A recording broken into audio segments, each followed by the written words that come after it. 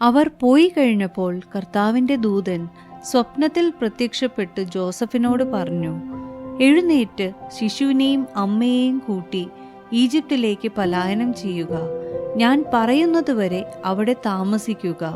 ഹെറോദോസ് ശിശുവിനെ വധിക്കുവാൻ വേണ്ടി ഉടനെ അന്വേഷണം തുടങ്ങും.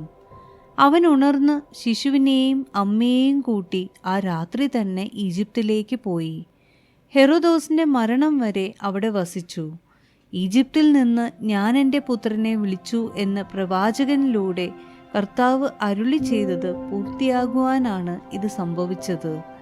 ജ്ഞാനികൾ തന്നെ കബളിപ്പിച്ചെന്ന് മനസ്സിലാക്കിയ ഹെറോദോസ് രോഷാകുലനായി.